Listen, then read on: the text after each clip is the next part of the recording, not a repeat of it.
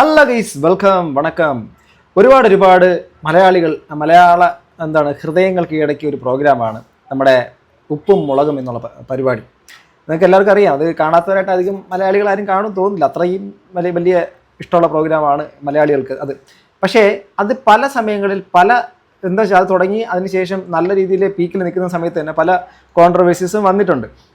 അതിൻ്റെ പിന്നാലെ റീസെൻ്റ്ലി അഥവാ കുറച്ച് നാളിന് മുമ്പാണ് അതിനകത്തുള്ളൊരു ഒരു സ്ത്രീക്ക് അതിനകത്തുണ്ടായ ഒരു ലൈംഗിക അതിക്രമം അവർക്ക് നേരിടേണ്ടി വന്നൊരു സംഭവത്തിനെക്കുറിച്ച് ഒരു വിഷയം ഉണ്ടാവുകയും അതിൻ്റെ പേരിൽ കേസും മറ്റുള്ള കാര്യങ്ങളൊക്കെ ഉണ്ടാകും. പക്ഷേ ആ ഒരു കാര്യത്തിൻ്റെ തുടർന്ന് ഇങ്ങോട്ട് അതിനെക്കുറിച്ചിട്ടുള്ള ഒരു അപ്ഡേറ്റ്സോ മറ്റുള്ള കാര്യങ്ങളോ നമ്മുടെ സമൂഹ മാധ്യമങ്ങളിൽ ഒരിടത്തും വന്നിട്ടില്ല. അതിൽ കുറ്റാരോപിതർ അല്ലെങ്കിൽ അതിനകത്ത് ആരോപണ വിധേയരായിട്ടുള്ള 1-2 പേരുണ്ട് അതിനകത്തുള്ളത്. സോ ആ ഒരു വിഷയവുമായിട്ട് ബന്ധപ്പെട്ടിട്ട് ഇപ്പോൾ സ്നേഹയും നമ്മുടെ ശ്രീകുമാർ ഈ ഉപ്പുമുളകിൻ്റെ അകത്തുള്ളൊരു അവിഭാജ്യ ഘടകമാണ്. അപ്പം അദ്ദേഹം അഥവാ മണ്ടോദരിയും ലോലിതനും നമ്മുടെ ഇതിനകത്ത് വന്നിട്ടുണ്ട്. അപ്പം എന്താണ് അവരുടെ മെയിനായിട്ടുള്ള കുറേയധികം ഈ കോൺട്രവേഴ്സിയുടെ കാര്യങ്ങൾ തന്നെ അവർ അഡ്രസ്സ് ചെയ്ത് പോകുന്നുണ്ട്. അത് എന്താണെന്നുള്ള കാര്യം നമുക്ക് നോക്കാം. ഇപ്പം നമ്മൾ ചിന്തിക്കേണ്ട രണ്ടേ കാര്യങ്ങളായിട്ടാണ് എനിക്ക് പേഴ്സണലി തോന്നിയിട്ടുള്ളത് കേട്ടോ. ഇതിൽ ചിലപ്പം പല അഭിപ്രായങ്ങളുണ്ടാവും. ഇതിൻ്റെ താഴെ എന്ത് കമൻറ്റ് വരുന്നുള്ളത് എനിക്കറിയില്ല. പക്ഷേ എൻ്റെ അഭിപ്രായത്തിൽ ഇപ്പം നമ്മൾ സ്ത്രീകളുടെ കൂട്ടായ്മ ചിന്തിക്കേണ്ട രണ്ടേ കാര്യങ്ങൾ. ഒന്ന് എന്ന് പറയുന്നത്, നമ്മൾ പ്രതീക്ഷിക്കാത്ത പല വാർത്തകളാണ് ഇന്ന് നമ്മൾ കേട്ടുകൊണ്ടിരിക്കുന്നത് ലഹരിയുമായിട്ട് ബന്ധപ്പെട്ടിട്ട് അല്ലെങ്കിൽ കുട്ടികളുടെ അതിക്രമവുമായിട്ട് ബന്ധപ്പെട്ടിട്ട്. ഇതിൽ നമുക്ക് ഏത് രീതിയിൽ ഇടപെടാൻ പറ്റും എന്നുള്ളതാണ് സ്ത്രീകൾ പ്രധാനമായിട്ടും ആലോചിക്കേണ്ട ഒരു കാര്യം.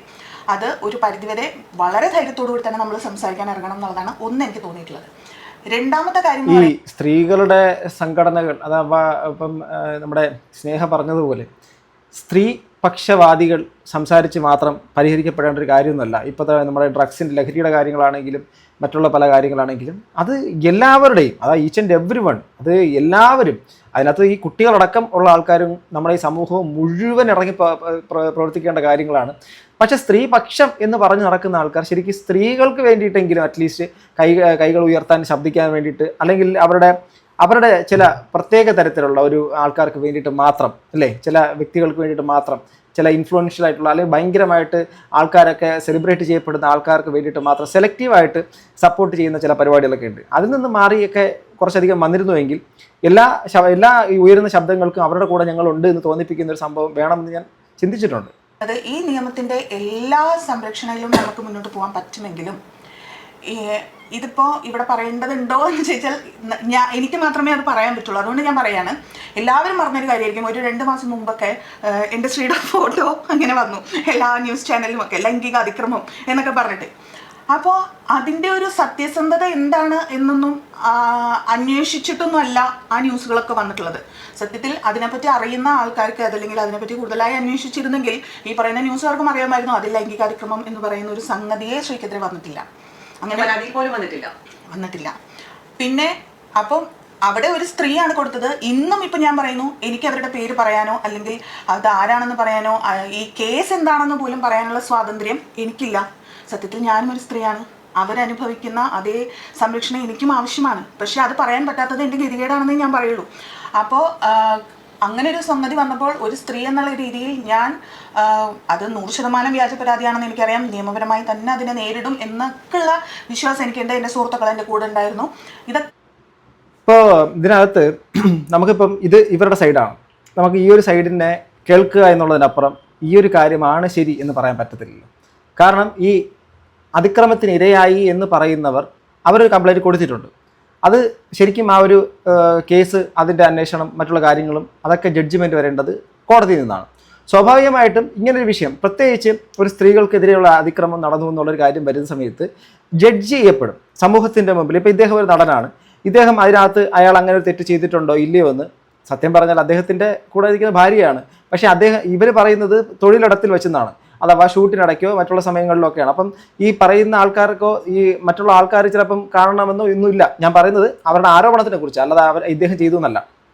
അങ്ങനെ ഒരു ആരോപണം വന്ന സ്ഥിതിക്ക് തീർച്ചയായിട്ടും അത് നിയമപരമായി മറ്റുള്ള കാര്യങ്ങളിലൂടെ ഇവർ പറഞ്ഞൊരു കാര്യം കറക്റ്റാണ്, അത് തെളിയിക്കപ്പെടേണ്ടതാണ്. അഥവാ ഇവർക്ക് ഇദ്ദേഹത്തിനെതിരെ ഫേക്ക് അലിഗേഷനാണ് കൊണ്ടുവന്നിട്ടുള്ളതെങ്കിൽ അത് മാനനഷ്ടത്തിലേക്ക് തന്നെ അവർ ഡീഫെയിം ചെയ്തു, സമൂഹത്തിൻ്റെ മുമ്പിലേക്ക് അവരെ തെറ്റായി ചിത്രീകരിച്ചു, അങ്ങനെ ഒരു സംഭവം ഉണ്ടായിട്ടില്ല. പക്ഷേ അത് നമ്മൾ പറയുമ്പോഴേക്കും അത് അങ്ങനെ ഉണ്ടായിട്ടേ ഇല്ല എന്ന് പറയണമെങ്കിൽ നമുക്കത് എവിഡൻ്റ് ആയിട്ട് അത് കോടതിയിൽ നിന്നല്ലാതെ ഈ ആരോപണം ഉയർത്തിയ സ്ത്രീ ആരോപണം ഉയർത്തി.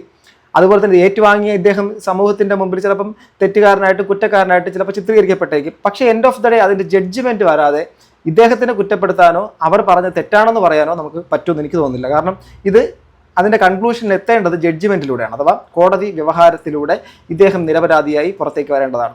അതുവരെ സ്വാഭാവികമായിട്ട്. പിന്നെ ഒരു കാര്യം, നമ്മുടെ സമൂഹത്തിൻ്റെ മുമ്പിൽ ഒരു ചെറിയ പ്രശ്നമുണ്ട്. അതായത് ഒരാണിനെതിരെ പ്രത്യേകിച്ചും ഇപ്പോൾ ഇടയ്ക്ക് ചില വ്യാജ പരാതികൾ വന്നു എന്ന് പറഞ്ഞാൽ എല്ലാം വ്യാജ പരാതി എന്നല്ല, ചിലരുടെ അവരുടെ താല്പര്യത്തിനനുസരിച്ചിട്ട്, അവരുടെ സ്വന്തമായിട്ടുള്ള വ്യക്തി താല്പര്യത്തിനനുസരിച്ചിട്ട് ചില ആൾക്കാർക്കെതിരെ അവരെ എങ്ങനെയെങ്കിലും കൊടുക്കണമെന്നുള്ള ലക്ഷ്യത്തോടു കൂടി വ്യാജ പരാതികൾ ചമയ്ക്കുകയും എന്നെ പീഡിപ്പിച്ചു, എന്നെ പണ്ട് കുറേ നാൾ ഇങ്ങനെ പീഡിപ്പിച്ചു, എന്നെ ഇപ്പോൾ പീഡിപ്പിച്ചു എന്നൊക്കെ പറഞ്ഞുകൊണ്ട് ചിലത് വന്ന് പൊളിഞ്ഞിട്ടുണ്ട്. ഇപ്പോൾ റീസെൻ്റ്ലി വന്ന ചില കേസുകളൊക്കെ ഹേമ കമ്മിറ്റി റിപ്പോർട്ടുമായി ബന്ധപ്പെട്ട് ചില സംഭവങ്ങൾ വന്നതും ആ അലിഗേഷൻസ് പൊളിയുകയും ചെയ്തു. അപ്പോൾ അങ്ങനെയുള്ള കാര്യങ്ങൾ വരുന്ന സമയത്ത് ഒരു ബഹുഭൂരിപക്ഷം ആൾക്കാർ ശരിക്കും ന്യായമായിട്ടായിരിക്കും അവർക്ക് സംഭവിച്ചിട്ടുള്ളതായിരിക്കും സമൂഹത്തിൻ്റെ മുമ്പിലേക്ക് ഞങ്ങൾക്ക് സംഭവിച്ചിട്ടുണ്ട് എന്ന് തുറന്നു പറയുന്നത്. പക്ഷേ ചിലർ ഈ വ്യാജ പരാതി കൊണ്ടുവരുന്നത് കാരണം ഈ മറ്റുള്ളവരുടെ ക്രെഡിബിലിറ്റിയും കൂടെ ചോദ്യം ചെയ്യും എന്നുള്ള കാര്യം. അതുകൊണ്ട് ഞാൻ പറയുന്നത്, ഇങ്ങനെ വ്യാജ പരാതിയാണെന്ന് തെളിഞ്ഞവർക്ക് തക്കതായ ശിക്ഷ, വളരെ തക്കതായ മാതൃകാപരമായ ശിക്ഷ സമൂഹത്തിൻ്റെ മനസാക്ഷിയിൽ ഇനി ഇങ്ങനെ ഒരാളെ എന്തെങ്കിലും ഒരു കാരണത്തിന് വേണ്ടിയിട്ട് മനഃപൂർവ്വമായിട്ട് ഇരയാക്കുന്ന പരിപാടി തീർച്ചയായിട്ടും നിർത്തലാക്കണമെങ്കിൽ അതിനൊരു സംവിധാനം നിയമപരമായിട്ടൊക്കെ വരേണ്ടത് ആവശ്യമാണ്. അത് ഇവർ പറയുന്നത് നമുക്ക് കേൾക്കാനേ പറ്റുള്ളൂ. ഇവർ പറയുന്നത് ശരിയാണെന്നോ മറ്റവർ ആരോപിച്ചിരിക്കുന്ന ആരോപണം തെറ്റാണെന്നോ നമുക്കിപ്പോൾ പറയാൻ പറ്റത്തില്ല. ഉണ്ടെങ്കിൽ പോലും ഞാൻ പറയുന്നത്, നമ്മൾ ആ സമയത്ത് ആ ഒരു ഫ്രാക്ഷൻ ഓഫ് സെക്കൻഡ് നമ്മൾ പോയ ഒരു മാനസികാവസ്ഥയുണ്ട്. അതൊരാളും ചിന്തിച്ചിട്ടില്ല. ഈ പറയുന്ന ഓപ്പോസിറ്റ് നിൽക്കുന്നതും ഒരു സ്ത്രീയല്ലേ, അവരും ചിന്തിച്ചിട്ടില്ലല്ലോ. സത്യം പറഞ്ഞാൽ നിയമങ്ങൾ രണ്ട് രീതിയിൽ ഉപയോഗിക്കപ്പെടാൻ. അപ്പം ഇത്തരം വ്യാജ പരാതികൾ വരുമ്പോൾ എന്ത് സംഭവിക്കും? സത്യമായ പരാതി കൊടുക്കുന്നവരുടെ ഞാൻ പറയുന്ന ഈ അന്വേഷണ ഉദ്യോഗസ്ഥർക്ക് കൂടുതൽ എന്താ പറയുക തിരക്കുകൾ ഇവരുണ്ടാക്കി കൊടുക്കല്ലേ ഈ വ്യാജ പരാതി കൂടിയിട്ട്. അവരിതിന്റെ പണിയെടുക്കണ്ടേ?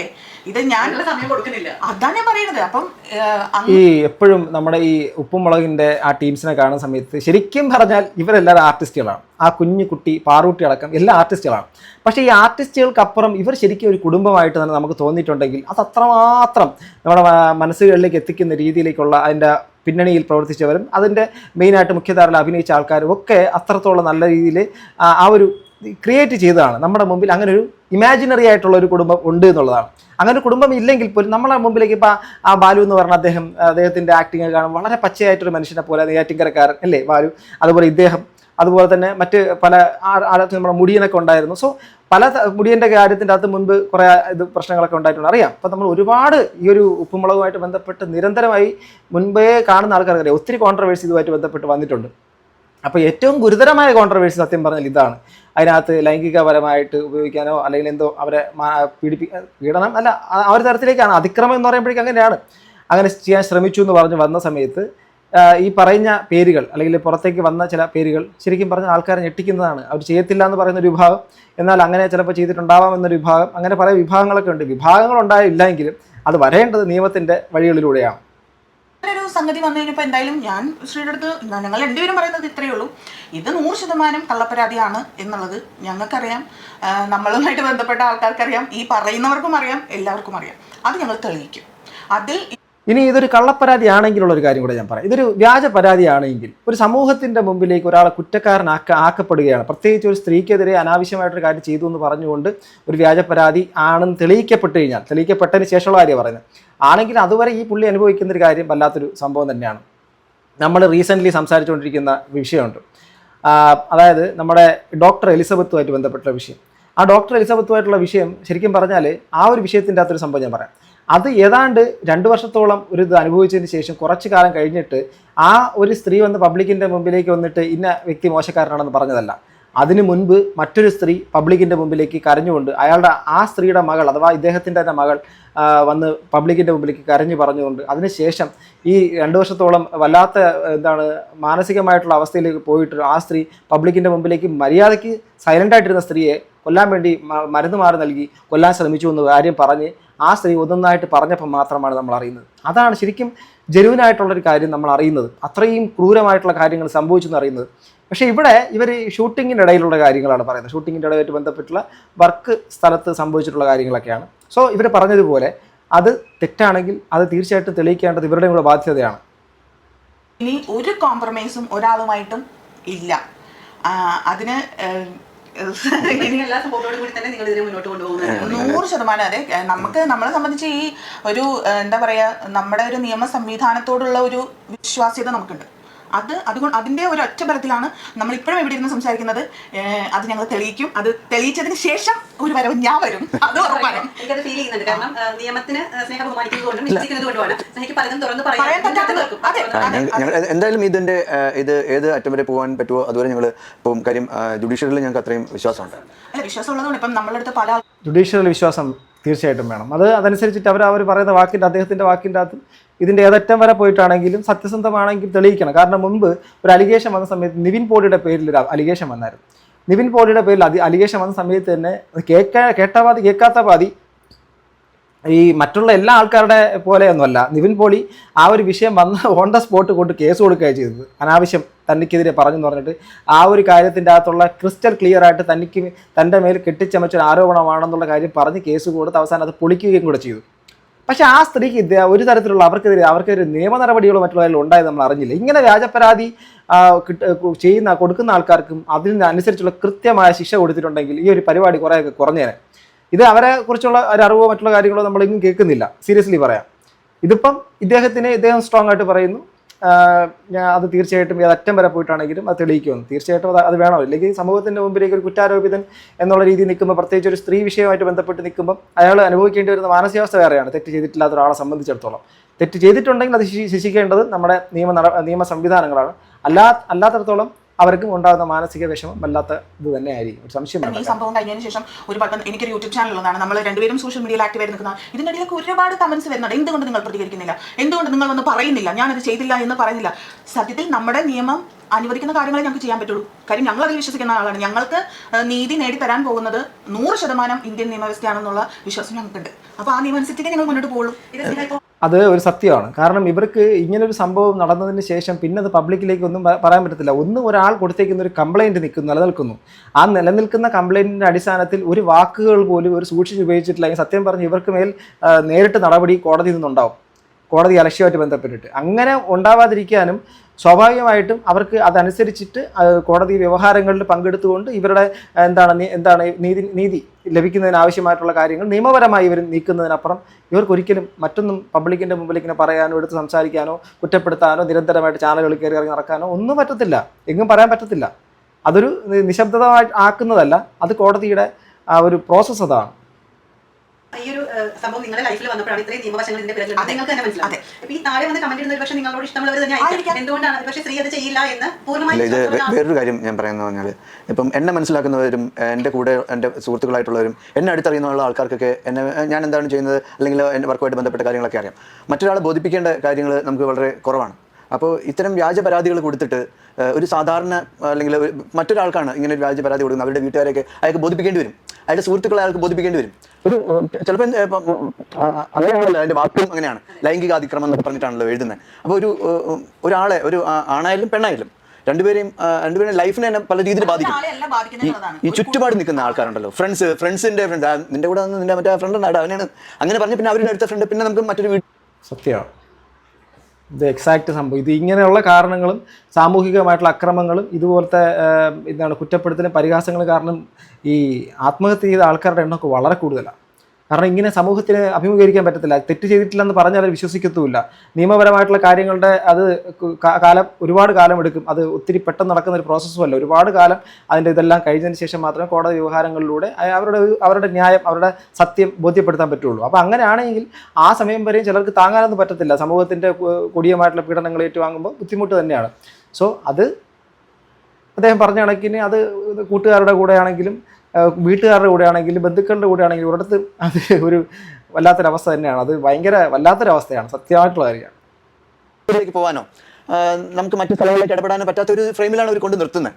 മനസ്സിലായി. അപ്പോൾ വ്യാജ പരാതി കൊടുത്ത് ഇങ്ങനെ ഒരാളെ കൊടുക്കാം എന്ന് ഇനി ഇത്തരത്തിലുള്ള ആൾക്കാർ വിചാരിക്കാനേ പാടില്ല എന്നുള്ള രീതിയിലാണ് ഈ ലാസ്റ്റ് ടൈം, ഈ കഴിഞ്ഞ ആഴ്ചയാണ് ഒരു ഓർഡർ വന്നത് വ്യാജ പരാതി. അതെ, അപ്പോൾ അതൊക്കെയാണ് നിയമങ്ങൾ ഇനി ഇങ്ങനെ മാറും. മനസ്സിലായില്ലേ? അതെ, വ്യാജപരാതിക്കെതിരെ ശക്തമായ തക്കതായിട്ടുള്ള ഒരു നിയമം വന്നിട്ടുണ്ട്, ശരിയാണ്. അപ്പോൾ ഇനി അങ്ങനെയുള്ള നിയമങ്ങൾ കർക്കശമായി കഴിഞ്ഞാൽ സ്വാഭാവികമായിട്ട് ഈ വ്യാജപരാതി കൊടുക്കുന്ന പരിപാടി എന്തെങ്കിലും ഒരു കാര്യം ഉണ്ടാകുന്നതിന് മുമ്പേ കൊടുക്കുന്നതിൻ്റെ അടിസ്ഥാനത്തിൽ ഇങ്ങനെ ഒരു സംഭവം ഇറങ്ങുന്ന ആൾക്കാരെ സീരിയസ്ലി അത് നിയമത്തിൻ്റെ മുമ്പിൽ നല്ല തക്കതായ ശിക്ഷ കിട്ടണമെന്ന് തന്നെയാണ് എൻ്റെ അഭിപ്രായം. അത്തരം വീട്ടിൽ എൻ്റെ സ്ത്രീക്കെതിരെ കേസ് വന്ന സ്ഥിതിക്ക് ഞാൻ പിന്നോട്ട് പോവില്ല. 100% അതിൻ്റെ അറ്റം കണ്ടിട്ടേ ഞാൻ വരുള്ളൂ.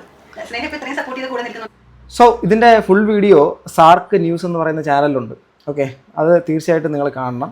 അപ്പോൾ ഇതിനകത്ത് ചില കമൻസുകളൊക്കെ ഉണ്ട്. അപ്പോൾ അതിനകത്ത് അവരുടെ ഈ കംപ്ലൈൻറ്റ് കൊടുത്തിട്ടുള്ള അവരുടെ പേരൊക്കെ വരുന്നുണ്ട്. അപ്പോൾ നമുക്കത് നിയമപരമായിട്ട് നമ്മളത് പബ്ലിക്കിൻ്റെ മുമ്പിലേക്ക് പറയാൻ പാടുള്ള കാര്യമല്ല, സ്വാഭാവികമായിട്ട്. അതുകൊണ്ടാണ് ഞാൻ ആ കമൻറ്റ് വായിക്കാത്തത്. ആ കമൻറ്റുകളുടെ അകത്തൊക്കെ പറയുന്നൊരു കാര്യം എന്താണ്, ഉപ്പും മുളകും കൊണ്ടാണ് അവർ രക്ഷപ്പെട്ടത്. അതുകൊണ്ട് തന്നെ ഒരു പ്രശ്നമില്ലാതെ അവർ ഒരിക്കലും ഇങ്ങനെ പരാതി കൊടുക്കില്ല. അതായത് ആൾക്കാർക്കിടയിൽ തന്നെ അതൊരു വിരുദ്ധാഭിപ്രായമാണുള്ളത്. വെറുതെ ഒന്നും അവർ കംപ്ലൈൻറ്റ് കൊടുക്കത്തില്ല എന്നുള്ളതും പറയുന്നുണ്ട്. ചിലപ്പോൾ അതിൻ്റെ താഴെ തന്നെ വീണ്ടും കമൻറ്റ് അഹങ്കാരമാണ്, ഇപ്പോൾ വലിയ ആളായിപ്പോയി, അതുകൊണ്ടാണ് ഇങ്ങനെ ഇവർക്കെതിരെ കേസ് കൊടുത്തെന്നുള്ള രീതിയിൽ പറയുന്നുണ്ട്. സോ നമ്മൾ ഇതിനകത്ത് പറയാൻ ആളല്ല. എന്നാലും ഇങ്ങനൊരു കാര്യം ശ്രദ്ധയിൽപ്പെട്ടതുകൊണ്ട് നിങ്ങളുടെ മുമ്പിലേക്ക് എത്തിക്കുന്നു. അതിന് ഈ സ്നേഹ എന്ന് പറയുന്ന ഈ ശ്രീകുമാറിൻ്റെ വൈഫ് അദ്ദേഹത്തിൻ്റെ കൂടെ തന്നെ നിന്നുകൊണ്ട് ഈ നിയമ പോരാട്ടത്തിൽ തൻ്റെ ഉറ്റവന് അല്ലെങ്കിൽ തൻ്റെ പ്രിയപ്പെട്ടവനെ കൂടെ തന്നെ നിൽക്കുന്ന ഒരു കാര്യം കാണുന്നു. ഏതറ്റം വരെ പോയാലും നിയമത്തിലൂടെ അവർ അവരുടെ ഭാഗത്ത് മിസ്റ്റേക്ക് പറ്റിയിട്ടില്ല എന്നുള്ളത് തെളിയിക്കും എന്നുള്ള കാര്യം കൂടെ ഇവിടെ പറയുന്നു. സോ എന്തായിരുന്നാലും ഇതേക്കുറിച്ച് നിങ്ങളുടെ അഭിപ്രായം എന്താണ്? താഴെ കമൻറ്റ് ബോക്സിൽ രേഖപ്പെടുത്തുക. അടുത്തൊരു വീഡിയോ കൊണ്ട് കാണുന്ന ഗൈസ്, ബൈ.